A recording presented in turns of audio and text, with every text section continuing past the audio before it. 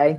It is okay. Hello, everyone. This is Berta Blab, and I'm Natasha Berta.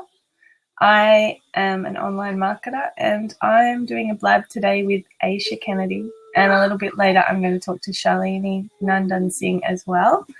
And I don't really want to introduce you, Aesha, because I don't really know what even your title is for yourself. What's your title? Have you got a title? Well, lately I've been calling myself a creativity coach and mindfulness mentor. And this sort of just sums up all the things that I do, because it's quite diverse, because I've been doing mindfulness yoga teaching for over 20 years, and I'm an artist, and I've just recently been coaching women on connecting to their creativity, which is really beautiful. I really love doing that. So, yeah. And what kind of techniques do you use to help people connect to their creativity? Mostly a lot of just dropping in and listening to their soul. So that might take the form of doing a little meditation during the session where they can really connect. And it's amazing to me what comes forth, like just going into that stillness, even for like 5 minutes. We might do it for 5 minutes of the session. And they always just get exactly what they need. And a lot of women, the first thing they say in the session is, "Oh, I'm not creative." And by the end of the session, which is like an hour later, they're going, "Oh, I'm really creative," like they they really get it, like that we're all creative, and we've just been sort of taught that only certain people are and other people aren't, and all of that. So it's really nice to shift that sort of perspective and into really owning that we're creative beings. I mean, we're always making stuff. Everybody's always making something. Yeah. And do you find most people that you see at the sessions kind of follow like for the creativity coaching, do you find that those sessions follow a kind of, do they have a repetition to them, or is everybody's time with you basically completely different? It's probably pretty different in a way, because I'm trying something new where I don't want to structure and I don't want it to be structured. I really want to just listen, and together as we're talking, we start to flow and we start to see where things need to go, and I might ask questions or things like that. So it's pretty spontaneous, and that was initially pretty scary, because I like structure in a way, So it does have a structure, but then I'm trying to move into that more free flow and creative space of doing the sessions. So, but I do love to bring people into themselves. So that usually requires a bit of quiet time. Just a visualization and breathing, and take them on a little journey into themselves. What was the first part? Mindfulness something? Creativity coach and mindfulness. Oh, the mindfulness yoga, is that what you mean? Oh, cool. Okay, and that's you do that around where you live. You don't have any online? Yeah, that's a sort of, no, I don't do that online so much, but it informs everything that I do in my sessions, because I'm really into people connecting to their calm interior. That's what I like to call it, their calm interior. We all have it. And it's a beautiful place to just really be creative and get out of the doing and just let yourself be in that space, and then ideas come, insights come, all of that. So I've been finding a lot of that happening recently with the eclipse happening, that a lot of people are having to really sort of tune in and listen to what's happening in themselves, and things are changing, and old things are being let go, and new things are coming in. So it's pretty exciting. Have you found that yourself over the last weeks? Or? Yeah, I've had the actual day of the eclipse, the Wednesday, I was really wobbly. Like I had kind of a little spaz out, like a tiny little mini lady tantrum just inside. I didn't really tell anyone on the outside about it, but I don't know. I just felt like it was a really intense day, and I was just aware that people had said something was happening with the eclipse, and so I was going to Shalini made it. So if something got wiggy, I was just going to like be aware. Maybe it's the eclipse. We'll see. I'm here. Hi, Shalini. Hi, Shalini. Hello, welcome. Do you have your lippy on tonight? Pardon? You have your lippy on. Yes, I do. I do. It's a little more orange than the usual red I have, but that's all I could find. It was my emergency buy in duty free when I couldn't find my $3.95 one. That is my tried and true. So not happy. But anyway, Check the face off of the red lips tonight. Yeah. Well, it does make a difference, you know. I think it just it just brightens the face up a bit. Yeah, and on camera. When you're being recorded. But you look very beautiful, Natasha. Oh, thank you. Yes, so do you. Oh, thank you, Shalini. I put my red lips on just for you tonight. Okay.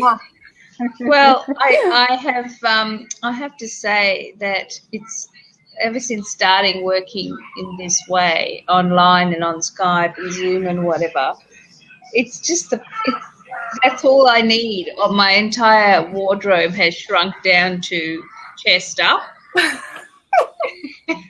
and lipstick. I don't actually spend a lot of money on clothes anymore, although I'm going to Artful and I think I better find a few nice things to wear. It's pretty exciting. I know I find I have like a pre-game ritual now, which just basically involves making sure my hair's something and I have some makeup on and my upper half. So I'm fully dressed today. I'm actually probably legit. But when it's very hot, I'm prone to just a bit of like hot pants, and then that the up part is working for me. The video. Cool. So, what's going to happen tonight? Well, I'm just talking to Aesha a bit about what she does, and then I thought I could talk to you about what you do, but we could also, I don't know, I'm pretty open to what we do. We could do a bit of trying to have a discussion about something, but maybe, I don't know, let me dig a bit more with Aesha. Let's see what Shalini does. Let's see what Shalini does, because it's so different to what I do. It's going to be so interesting. Yeah. Well, look, I am trained as a lawyer, and when people say that they are lawyers, they're not actually trained in a whole. The law is always changing, and there's an endless range of scenarios that can happen for someone. When you're trained as a lawyer, what you are trained in is a process of analysing an issue and then fitting it in with the law and applying legal principles, and then coming, it's almost like that's what I'm trained in. So if someone came to me and said, oh, look, I've got this situation, my strength is in actually looking at it and treating it as a legal issue for an exam. And that was a real skill, because that's how you broke something down and worked out what was important, what was not, what you needed to let go of, and what was going to likely to stand up, or what was worth fighting for. And I think that that's the thing that when you're a small business owner or just starting out on something, particularly in the heart-centered scenario, these are the things that you kind of need to find your feet with fairly quickly. Otherwise, you tend to either go into complete denial about having any legal responsibilities or obligations, or you get into an absolute mess about worrying about it. So if you can master the skill of sitting back and saying, okay, this is the issue I have, and be able to go through that process of analysis, then it becomes really apparent what you need to waste your energy on and what you don't. What you don't need to waste your energy on, you put aside. What is going to be a problem? You then, from how I work, is I would invite you to look at it from a higher self point of view, because that's where you work out what you're prepared to run with, what doesn't sit well with you, what you're willing to fight for, what how much can you stretch? You know, what can you really take, and what can, in a safe environment, most people, when they are given a legal analysis or a legal assessment about something, say, for example, you've had a relationship gone wrong with a client, so you did have an agreement in place. An agreement, and that's the other thing, you know, agreements aren't written in stone. I don't care what anybody says. They're there. It's almost the flip side of it is you have an agreement, it's meant to be broken. You know, you have a rule, it's going to be broken. There are going to be people that break them. And so they're the ones that are you going to spend a lot of energy and time worrying about that, or are you just going to get to know your agreement, stand by it and believe in it? And then when something, and if something does go wrong, where are you sitting in your values and your spiritual self to deal with it? Do you, you know, so that's when people usually come to me, is when something goes completely wrong. And so as a lawyer, I can look at the agreement and say, look, you're not covered or you are covered, and because you are covered, these are the things that you can do. Or I can invite you to look at that as a tool for the next stage of your development, both as a person and as a business owner. How did this happen? Why did this happen? What has it taught you about how you are dealing with people? What message are you giving out in the process of your interaction that this has come to pass? And another thing too is not everybody feels comfortable going for the jugular, which is sometimes what lawyers may give the impression that, you know, you've got to take it to the nth degree or you've got to take it to the finish. Sometimes you have to walk away. Okay, and how you walk away is also part of the work I do, is to support you in walking away. So it's not straight up conventional seeing a lawyer if you go and see Shalini. No, because you're not a conventional straight up problem. Yeah. Okay. I have a question. If you were, sure, Aesha. Yeah, I have a question. Because I'm in the coaching realm, and when I went to my coaching, school, we had to do quite a lot of modules on creating a client agreement and this and that. And it was basically built on that someone would be in your office and you'd have them fill out this form. But now that it's so much online, I'm sort of puzzled to how to do that, if it's necessary. I mean, it's in the back of my mind all the time before I work with a client. Should I have an agreement? It seems like, it doesn't seem necessary. But then on the other hand, I just wonder if there's some way to work that in seamlessly in the online world where you could have an agreement and it would all just be sort of flowy and, Okay, look. It goes back to how you run your business and how you choose to operate, okay? What you can afford to lose and what you can't afford to lose. That's the reality of it. So, for example, if you're doing one-on-one coaching and it's a series, so I don't know, coaches have packages, okay? Yeah. So it could be you purchase 16 hours or 8 sessions or a 6-month program or whatever, depending on the value of what you're offering and how you would want to respond to someone who was not finding value in the service that you're providing. Now, finding value in your service means a couple of things. If you were clear in the original agreement or so if it's a one-on-one session and there's a couple of outcomes and so the session is followed up by a short email, saying this is what you need to do next. And the cost of that session is I don't know, for argument's sake, $250. Okay, and it's a one-off. There is no, if a person comes back to you and says, look, I'm not happy with how that session went and I don't think I got any value from it. I would treat that as a learning experience and find out why it didn't work for them, and ask yourself, is it easier to refund that money, or would you have preferred to go through the client agreement process for a one-on-one thing? It's how you choose to work.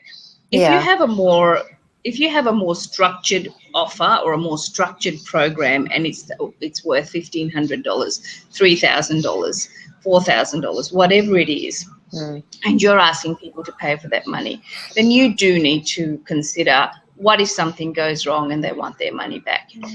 With something as big as that, people do expect an agreement. Okay, they understand that there is a lot of input required from them for that process to work for them. Okay, so any agreement would cover their responsibilities and obligations as well as your own. If they didn't meet it, then it is arguable whether or not a refund is due. And when they choose to let you know it's not working for them. Do they need to let you know in the first couple of sessions? Is it okay to let you know at the end? So it's really you having an intimate knowledge of the product that you're or the package that you're giving. I love that. If you know, also, like, I'd never really thought about it like that. Like, I guess I just thought that the law was something that was quite not rigid. I guess I had that sort of childlike perspective on law and rules, that they exist and that's the parameter. And if you go beyond that, then there's a strong consequence. Like, I really am it's fresh to me to hear that the way you view the law and the whole process of having an agreement, it's very it's something I've never really considered before. Look, I think oh, sorry, Shalini. I was thinking, an agreement's not so much like to protect myself, but it really is you can do it in a way where the other person, your client, actually feels really safe as well. Like they feel really safe working with you, because it can include a lot of things that, I always work on the premise that if someone comes to you and they've decided that they're going to pay the money and purchase time with you, that they really want some improvement, or they really want to do something for themselves. They haven't been brought there under duress. It's a decision they've made for their self-development, for their self-nurturing, for their self-care, for their existence. Okay. So that is where I would start my conversation about the agreement. So my particular art is to speak to someone about their business and find out how they operate and who they really are, because that is what the agreement is going to be written. That's the voice of the agreement. So if you're someone in the coaching business and someone's come to you for your particular type of coaching, then my agreement would state that you've come to me because you want, something to happen in a place. Yeah. And then talk a little bit about how you run with your processes. And then I would, then go on to speak. And I say speak because when an agreement is written, it should be written in the tone of voice or in the language that you are actually speaking to the person, saying, it's like you're having a cup of coffee and the script is actually just on paper. So if you were to, some of my clients that I've written agreements for, it actually says, this is for you and for me. Make yourself a coffee, read it, and let's talk about it at the beginning, Yeah, that's nice. Okay, that sort of thing. Thank you. It's a conversation. It's an invitation to talk about it. It's not a sterile piece of paper that is going to tie someone down. It's a work in progress. Someone may come back and say, I don't want to do that part of it. I need more, I need less, or there's a particular way I'm a bit worried about how you work with this. Now, you may be someone that is happy to take that on and alter that part of your agreement. But if you don't know your agreement intimately, if you haven't become intimate with how you work and have talked to me about it so that I can craft that into your agreement, your very personality and your very person into the agreement, then the person who's going to work with you is going to fall back on the piece of paper. They are not going to fall back on the person. So they won't pick up the phone and talk to Aesha. They look at the piece of paper and say, how can I get out of this? Okay, that's the difference. It's really interesting. Yeah, I really love your perspective, Shalini. I mean, I haven't done any of it. I haven't put anything like that into place. It's just something that I've been curious about, and I really like your view and how you approach it. Thank you. Well, I think the more money that you're asking people to invest, there should be at least some, an agreement adds value to that. Okay, so for example, the retreats you're running. Now, you know, I'm attending and I'm very excited, but I do note that there is nothing in it about the obligations put on me, retreat attendant. What is my level of responsibility in attending? What is my obligation? What is my code of expected behavior? What am I expected to put into it? I could go and have a fat time and come back and say, well, you know what? It was pretty ordinary. People won't, but I'm just pointing out to you how your agreement can actually sell your product by asking someone to think about these things or saying, as a participant in this amazing retreat, you know, these are your responsibilities and obligations to ensure that everything happens with ease and grace for yourself and for the other attendants and for the retreat as a whole. Because ultimately, it's a collective responsibility whether a relationship works or not. It's not just your responsibility, Aesha, that your retreat is a success. No, that's right. Yeah, okay. That's a really good point. So my thing to you would be, well, you know, if I was acting for you and helping you draft something, I'd say to you in the session, Aesha, tell me, how are you running your retreat? What do you expect from people? What can they expect? Okay. So in the agreement, it's just a little note. It's a little friendly note to say, hey, you're coming to the retreat. This is what it's about. This is what's expected of you. This is what you can expect. Sign here so we both understand. Any problems, this is my phone number. Give me a call and we'll talk about it. That's actually enough to cover you. Yeah, that's great, Shalini. Thank you. So this is, I guess, I just finished a session on takeoff, and one of the things that was pointed out to me is that people don't have this understanding, or they have your understanding or your previous understanding, Natasha, of agreements and the like. But my thing of agreements is very tied up with your higher self functioning. I love that. If you can, so if you can tell me how your higher self would like to function around your business and your ideal client, then I will draft an agreement that will attract someone like that to you. Oh, Shalini, you're going to have to transcribe a huge chunk of what you just said, because it just explains so beautifully what makes you so unique. No, I am recording. It just explains so beautifully what it is about you that is so perfectly unique. Well, I've not encountered another, service like what you've explained. And I think you've done a really great job of explaining how it can be different for people. And just in relation to the legal part of that, Aesha, all agreements have a certain form, a legally accepted form, okay? So the trick is to make sure it doesn't matter how something is drafted, provided it meets the legal form requirements. Okay, that's something that's where my lawyer bit comes in. But the actual drafting it to get to the essence of someone's personality and the heart-centered nature of their business, that's something that's a personal interest of mine. That was not given to me in law school. That's a choice conscious choice I've made to work in that realm.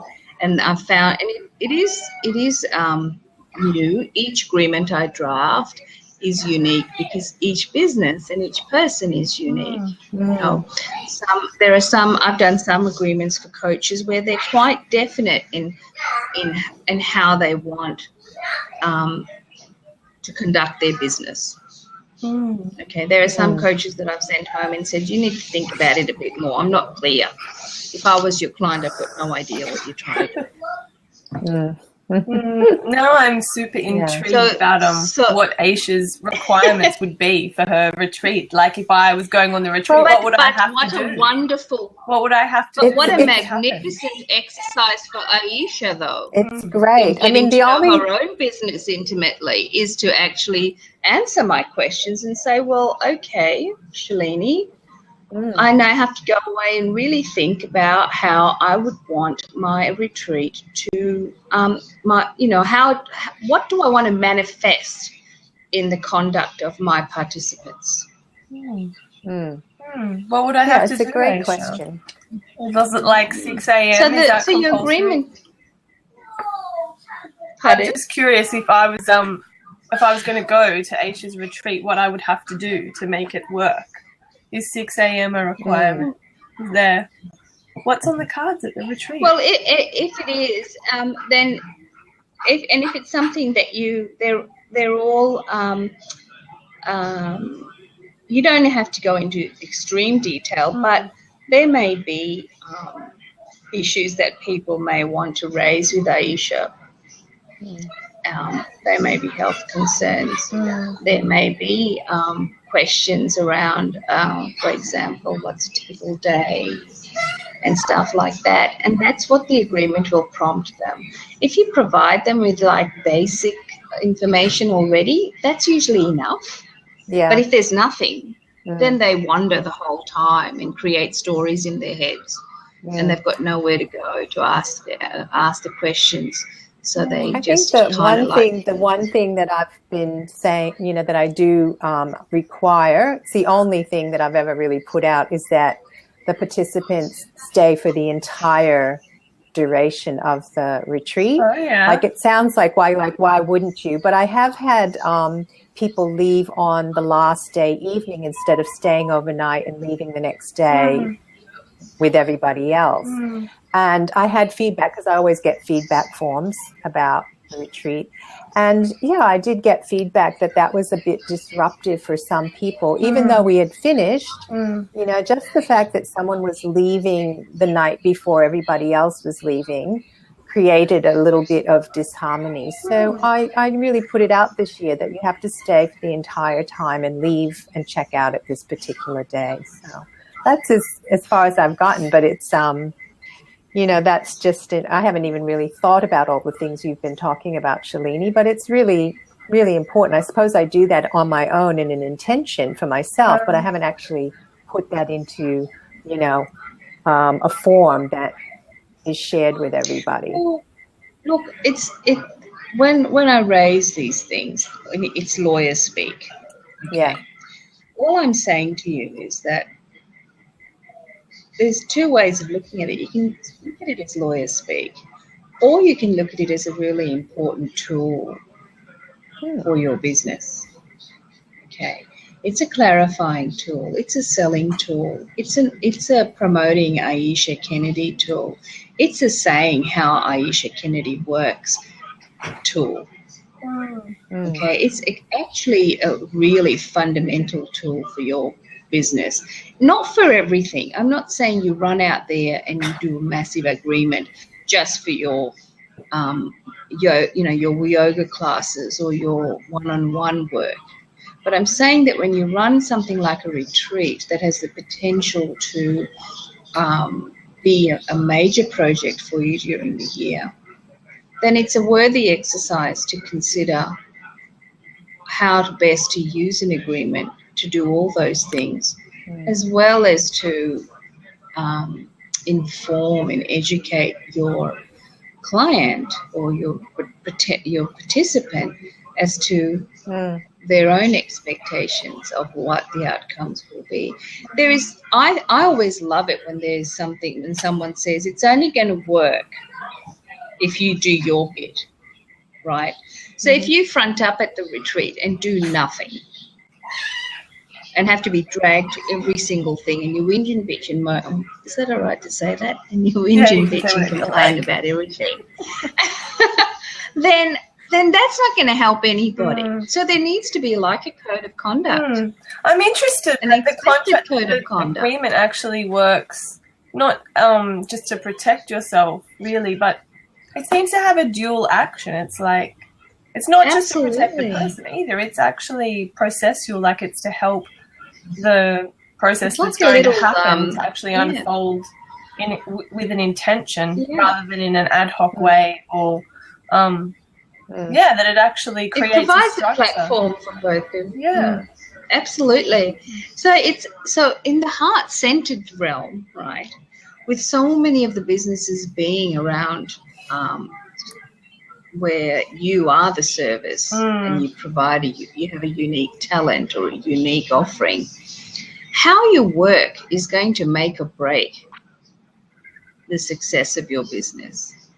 So how you work, it's very important that is that you know that intimately, and that's communicated to your client, and that you attract those people that are drawn to that as well, that are aligned with you. All right. So if you turn your perspective around as to what an agreement how it should be for you, and you start thinking of it that way, it becomes just another tool, like your Facebook page, like your opt-in, like your website, like everything else. It has a personality. Okay, so that's where I guess I feel my work ramps it up a bit, because if I go back and say to you, well, it's not just enough for me to know that this is what you do and this is how much you charge. That doesn't cut it.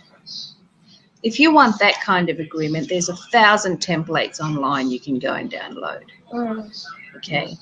I'm not that sort of person anyway. That's probably why I've never gone down that line and done anything, because I just don't resonate with it. And that's what I'm saying. And so people, I think what happens is they go into denial about it and think, I don't need one. It's not, they just don't resonate to the way it's put out, because there's a lot of fear around it, and it looks more at the negative side or the worst possible scenario side. But you're talking about bringing it up to something that is like the highest good for everybody involved, and that's quite a different approach. It's also reminding me of offer days where, I've done a lot of trialing of different wording, say in groups when there's an offer day, and I've managed to forget to mention actually what we do in a session, and people have been interested in working with me, but then they say to me something like, oh, but what will we actually do in the session? I'm like, oh, I forgot to stipulate, like, we'll talk about this, and then we'll set goals, and, we'll make an action plan. Like, so it's actually just being super clear about communicating. That's a huge piece of it's about just communicating what the intention is for the time spent. I think it's a big ask to expect people to spend the money when a few key questions are not answered. People like to know what's going to happen. Okay, it's not that they're going to question it. It's just that they just like to know that dispels one big fear for them, which is the fear of the unknown. Okay, so if they know what even today I did feedback for a lady on her ad, which my feedback was, well, actually, it's great, but for someone like me, I need to know more. I need to know a bit more about expected outcomes and what I need to do after the session's over to make sure that those things happen. So if you can spell it out for me, you've got my money. Okay.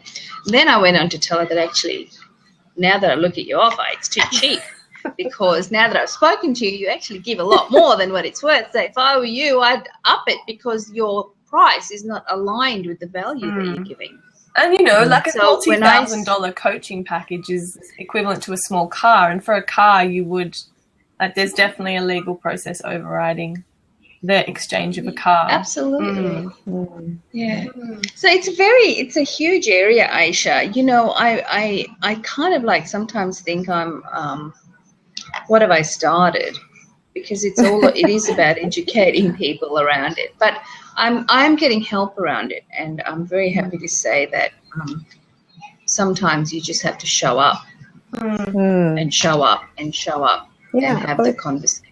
It's been really enlightening, Shalini, because I've seen you around in the groups, the Facebook groups that we belong to. And, you know, I knew that you did work with helping people with contracts and this and that, but I really didn't see this whole other side of your work and what you're offering until we're just talking tonight. And I think that's really amazing. And, yeah, that's something to really focus on, because it's very rare. There's not that many people doing it, and it really has its place. I'm much rather be working the way you're working than doing those sort of dry legal agreements, and that's probably why I've never done them, because I just can't even go there. Yeah, you need to get this down, Shalini, because this is like the way you've explained it so clearly and pragmatically tonight. It's made it so much clearer to me where you're coming from. Like, I knew you were doing legal work, but it makes me think, oh, what I came to see you about, because I did see you once about your invoices. my invoicing, and I realize now, like, I'm just not even in the realm of needing it yet, and it's that, you know, that issue that I thought I might have was just kind of impressed on me by society, that there needs to be some kind of regulation of it, when really it doesn't. You know, when I think about my core and my own personal values, it's really not important to me if it blows out. And really, if 2 years later someone came back and wanted to redeem a part of their time banking with me, far out, I'd probably just be up for it. Do you know what I mean? It's like I was kind of putting myself through a mill for no reason. I did those avatar interviews, and I went back to every single person that gave me the avatar, that gave me their time, and I gave them time with me indefinitely. You know, I made it really clear that it's indefinite. There is no time restriction. You call me when you need me. Yeah. So it doesn't have to be in 3 months. It doesn't have to be in 6 months.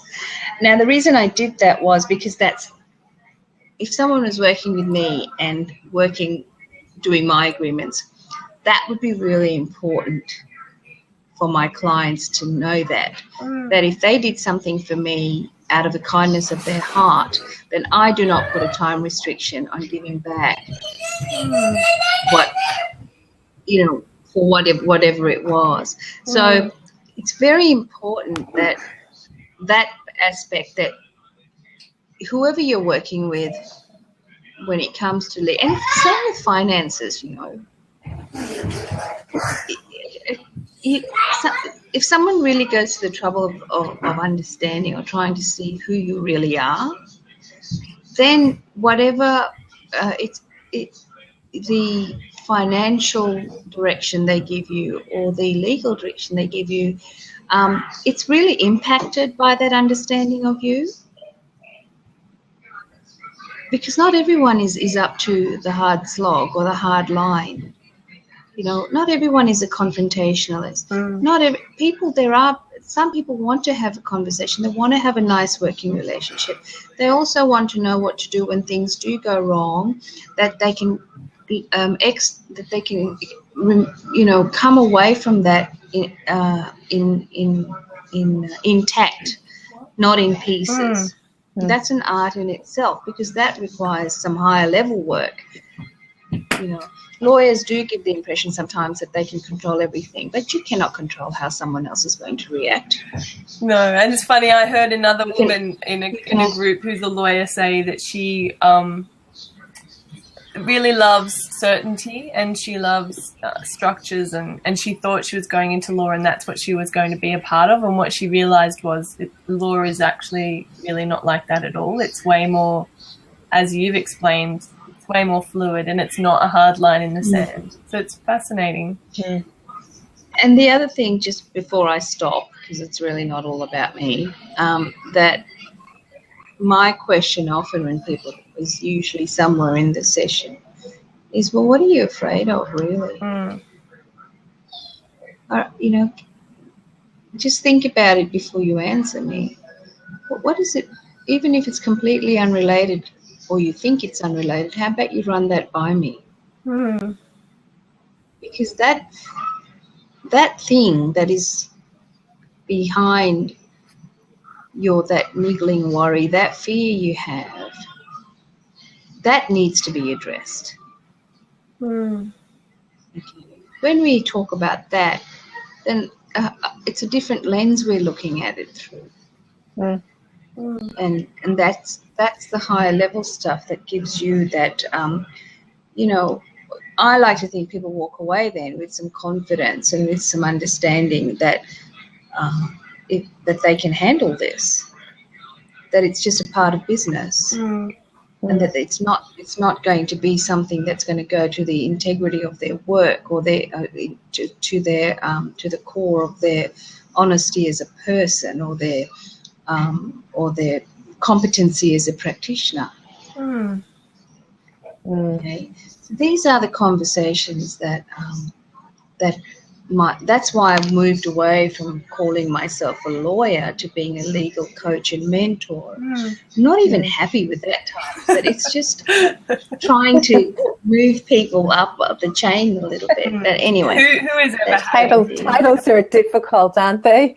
To put a title to what you do, I find it really difficult to just put something like a title. This is what I do. It's really difficult. It's impossible. But, and even if I say I do online marketing, but I mean, that's informed by everything I've ever done before.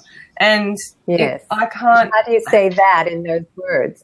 I do just say that, but not in an elevator pitch. And also, it depends on the client as well and their receptivity to my take on energy and the way that we exchange energy. So I can talk about that with certain clients, and then other clients I absolutely can't.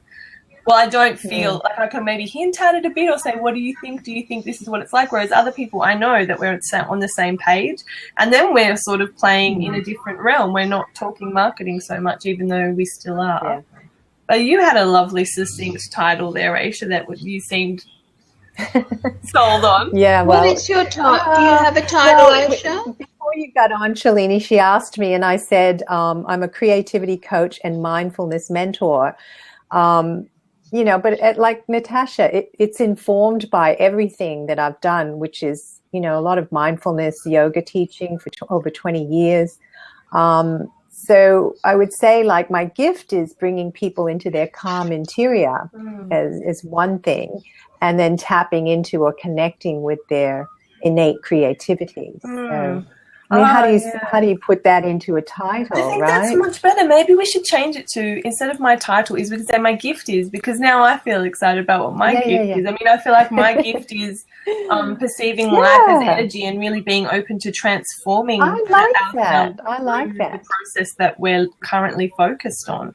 And Shalini, so what's your gift? You're not really a legal mentor. We can say my gift is That can be on your website, on your business card.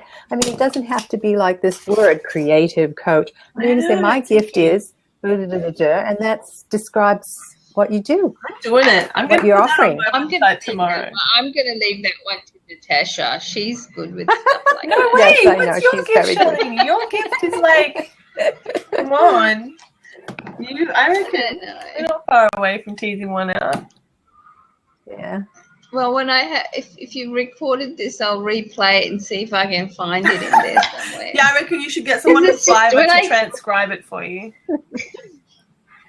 Yeah. No, I you're always telling me to tape stuff, so what you say is magic.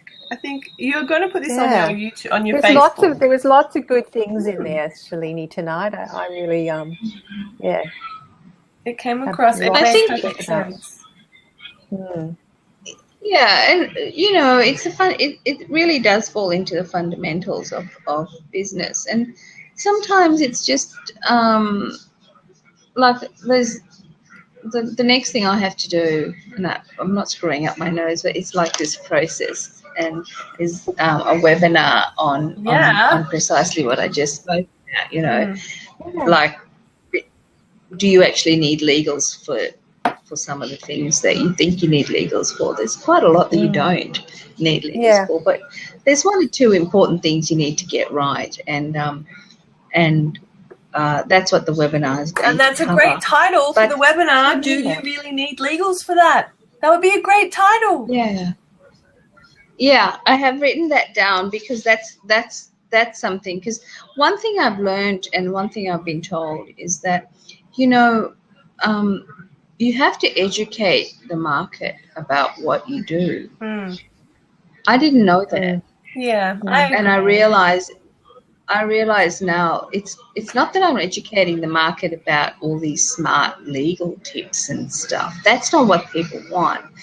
They need to be educated about how you work and your gift and your zone of genius. That's right, because that's the point of difference. You could say, oh, I'm a marketing person, but it doesn't actually say, you know, what you really bring to it. No. Like, Natasha, like, you know, all the stuff that you bring to it, you know, the intuition, the energy that you pick up from people and all of that sort of thing. In the name, I do marketing. It doesn't say that. No, so. I think it needs two taglines. You kind of do need to say online marketing, but then I love this idea of is. I love that. That's beautiful. Yeah. I think, you know, the one side, like, for example, I'll give you an example. The buzzword at the moment is online courses. Right. Everyone's got an online course idea, except me. I don't have one yet. Oh, good. Well, we're in good company then, Aesha, because I'm just getting past you. I don't know what I do. That's hard enough, let alone a great big bloody course on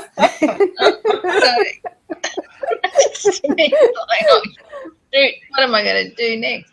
So, for example, these online courses. Now, so people have, and not just in the groups, but outside, all these webinars happening about online courses.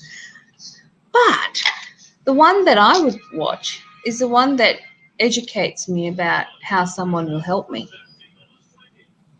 Okay.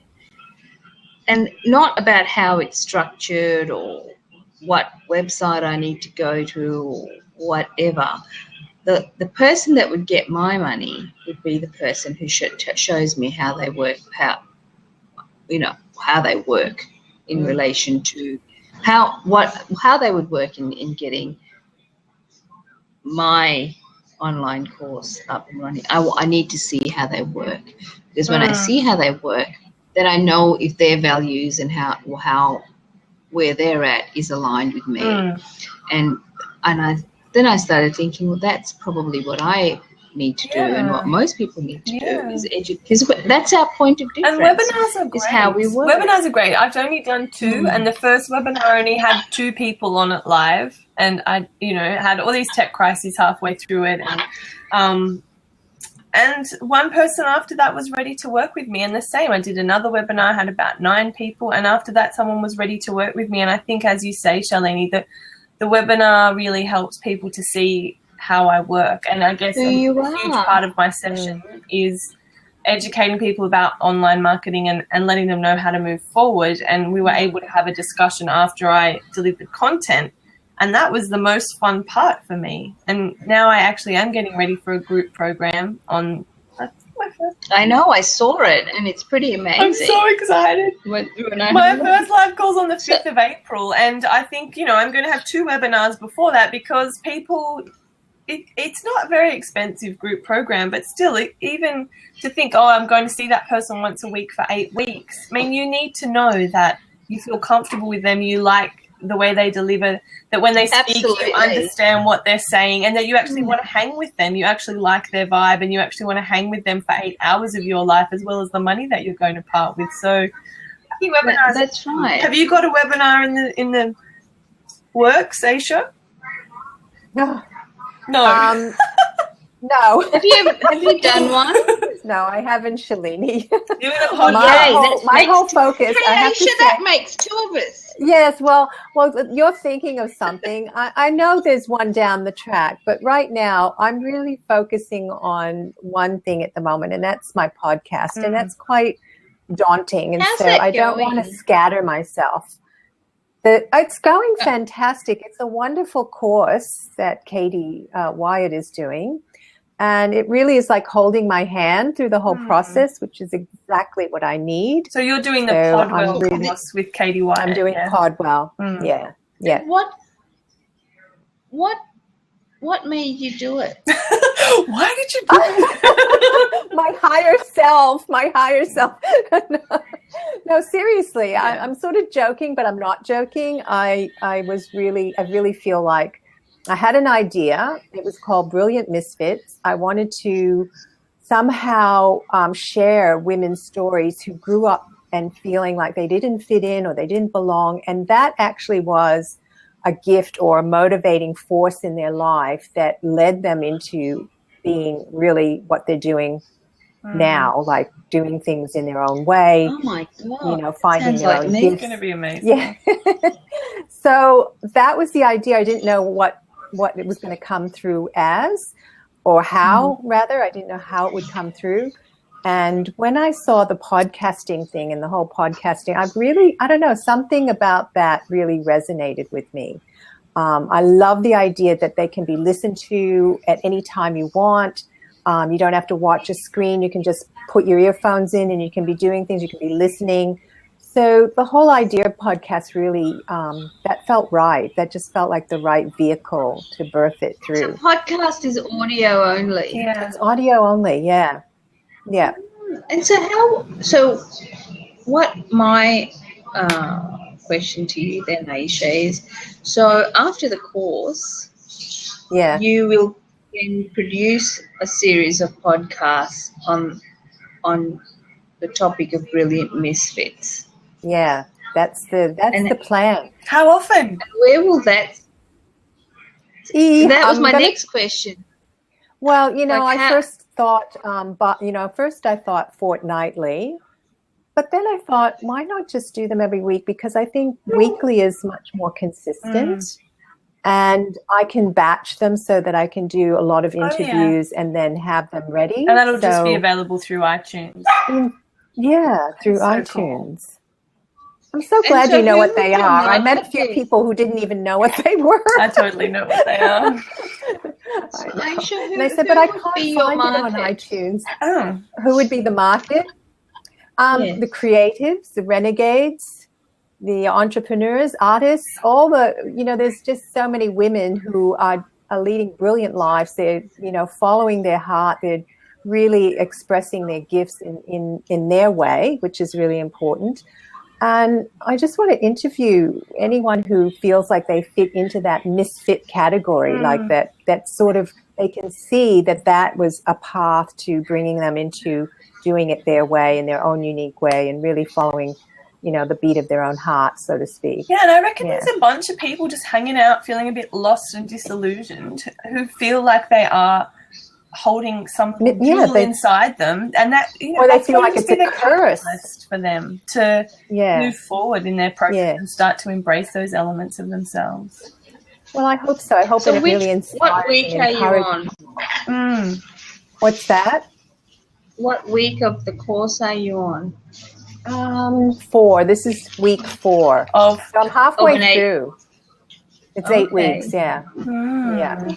See, I think it's very brave to engage in an 8-week thing, because I have commitment issues. I do. I have real commitment issues about long courses, because I spent so much of my life studying.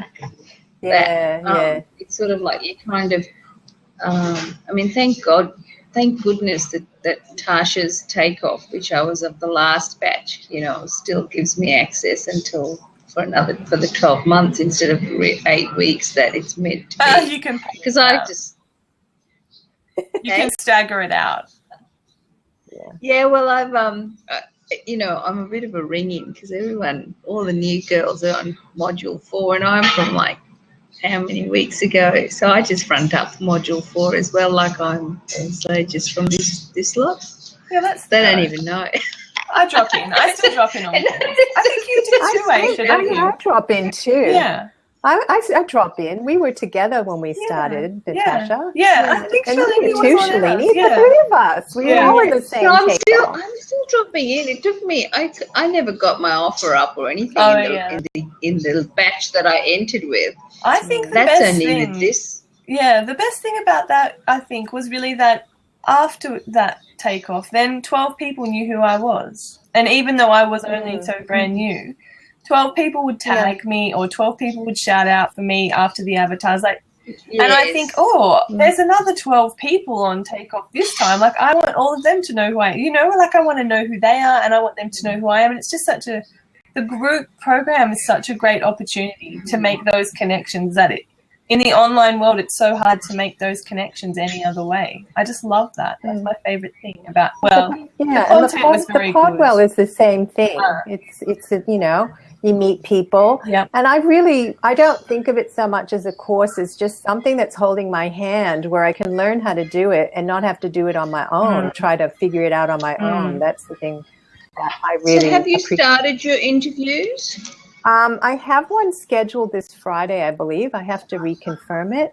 And I'm just going to interview. I'm just going to go for it. I don't know. I might muck it up or whatever. No, I doubt it. But I'm really interested in people's stories and how they got to where they are. Yeah. Yeah. I think. What was that, Shalini? How long is a podcast? Well, they can be any length you want, but I'm aiming for like 30 minutes, you know, anywhere between 20, 30 minutes. Yeah. They mostly will be interviews. I might do single solo shows once in a while on creativity or something like that, but mostly they'll be probably mostly interviews and Beautiful. That is gorgeous. I have to go and do bedtime kisses. Oh, yes, so we've been on an hour, so it was really fun. I've learned a lot.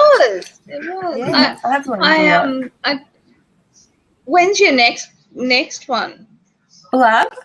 And who's it with? Your next I'm blabbing on Thursday morning with a woman named Kathy Wins, who lives in, I think she's in the Vancouver time zone. So I don't know. She's Canadian. I don't know if she lives in actual Vancouver. But she has a group called Win Society. And I've been hanging out in her group a little bit, and she got in touch with me and asked me, well, we just had a chat and got to know each other. We talked for an hour. It was like old souls. It was really beautiful. And she asked me what I was up to. And I said, actually, I'm doing a group program. And, she's like, I really want to support you to launch a group program. Do you want to, do a blab sometime between now and when you launch? And so I said yes. And it's just, it's been really beautiful connecting with her. We're a little bit mind reading each other at the moment. And, we're just going to have a chat. I don't think, because it's such a different audience, I'm a little nervous. Like, I feel so safe in our community, like in the Heart Centre and, the groups that branch out from that. I feel like that's kind of a little mini mob. And I feel like everyone kind of knows a little bit, has a bit of a taste of who I am. So to go to such a different audience, I'm a little bit nervous, but that's okay. And then after that, I'm booked every week for blabs from now until...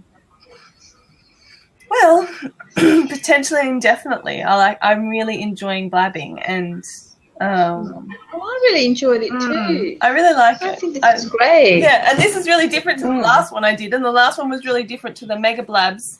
I'm glad I had a chance to get to go deeper with people in this format, because Aesha's been on the Mega Blabs. Like, they're fun, but they are very fast-paced, and you basically have 3 to 5 minutes, and it's just on and off, and it's like a party with all the most awesome, fun people. Whereas this is a nice... Are you doing it? Are you doing that again? Yeah, the 31st of March. There's one. You should come on. They're fun. They're like... It's the 31st. So, okay, will you be sending like a message about it, or should I just write it in now? You write it in, but it's in the Berta Blab group. Okay, you'll post it in that. Yeah, I'll be drumming it up a bit more in the week before. But I was promoting the Mega Blabs a lot more in the past, and now I'm just lightened up about it. I was putting so much effort in, and I think because this one's going to coincide with my launch and some webinars, I'm not going to be able to give it the promo attention that I have in the past. And I'm like, that's fine. We can just record it, even if no one, like, I don't think we had anyone come on tonight. 11 people. I mean, it just doesn't, it's not the point. The point to me is not how many viewers we get. It's just great content for all of us to put on our Facebook or website or wherever, YouTube channel, and it's just more getting to each other and having these discussions and teasing things out, and it's all an opportunity for me. I'm not, That's what I want to do in the podcast. So I wanted to ask both of you, either of you fit into the misfit category by any chance? Oh my God, Aesha, if you had a cup of coffee with me, you'd think, oh, she's such a misfit. I'm a complete misfit.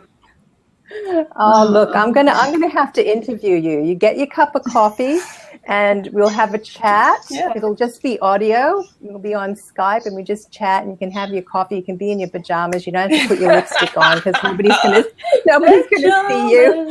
Is it listed on iTunes? Aesha, why don't you do it with me when I come on the retreat?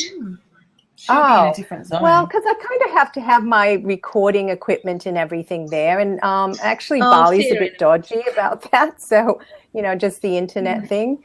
But, Sure. Yeah. But still, we can have a chat there as well. I can record it on my phone, perhaps. And are you listed? I'll have a chat with you. Are you listed in iTunes yet? Can I subscribe yet? No. When will that happen? No. Once I launch, so I really have to get all the back end done and get, maybe at least 10 interviews done so that they're all ready to go. And so does Katie help you do all that? Yes. It's really like from soup to nuts, we've taken through the whole thing. So supposedly after 8 weeks, you're pretty much ready to launch. And then you have to sort of do a launch to announce it. And then, it's very exciting. I mean, it scares the pants off of me sometimes, but that's all part of it. It is all part of it. I'm the same with the group. I nearly had a nervous breakdown when I had to do a video, for Artful. Yeah. That's one and only one I've ever done. But it's once you push a barrier. Yeah. Hey, this is a little bit like a video too, isn't it? It's totally a video. Yes, it is totally a video. Totally a video. 110% a video. Total video. Oh. Right. Well, there you go. I showed up. You did great. It's so good. Yeah. You're a natural, baby. Yeah, so we'll be in touch in the lovely. group. Yeah. I actually wasn't concerned about who showed up for Blab or not. To me, it's about relationship building, Now I feel like I've had a coffee with you, Aesha. I feel like I have like 10th cup of coffee with you, Natasha. So it's all good. Thank you for the opportunity. I really appreciate it. I'm sure we can do it again in a few months when I've got through all my new people. I had a big influx of new people that were eager. So yes. That's exciting. And I think next week I'm going to have my first 3 people. I'm going to have all the boxes full next week. That'll be different. Fantastic. It's pretty exciting. So in a Blab, how many people can you have? You can have 4 live, but if there was a whole bunch of people, like I've been on Blabs with hundreds of people, so there's potentially hundreds of people in the chat on the side there, and they can ask questions, and also I can kick you out and pull anyone from the chat. Or anyone who's on can come in as a presenter. So you'll see the mega Blab. I cycle through like crazy. Like we just boom, boom, boom, in and out. And, it's fun. Okay. Well, I'll pencil in the 31st because I want to see what a mega Blab's like to see whether I can Mega keep Blabs like this. Have to have a bliss ball before that or something. Aesha, it was beautiful chatting to you. Looking forward to the retreat. Yes. Lots and lots. You're going to love it. It's so beautiful. And it's actually my birthday. That's why I'm doing it. It falls right on my birthday. That was my big gift to myself this year. So, what have you got celebrated? Aisha's got a podcast, a retreat. I've got a group program, and I've got one-on-one sessions and webinars galore. What have you got, girl? What's your thing? Me? I don't know, I'm still talking. You've got one-on-one actually, no, sessions. I tell you I know what, what you've got. You've got one-on-one sessions. She's got her webinar coming up. There is a webinar that's got to happen because it's part of my deal. That, it's like that's going to happen. part of the process. Yeah, you have to committed do to. it. You It's just good. have to do it. And the other thing that I am working on is I actually have put it out there to do more public speaking. Oh, that's right. Like at events. Yeah. Not necessarily conferences, but like small network meets and stuff. But more about the stuff that I talked about in Blab rather than straight up legal stuff, because you can go online and find that out. But the mindset and the mental, the mindset, heart-centered approach to it all is a little bit, that sort of stuff is a little bit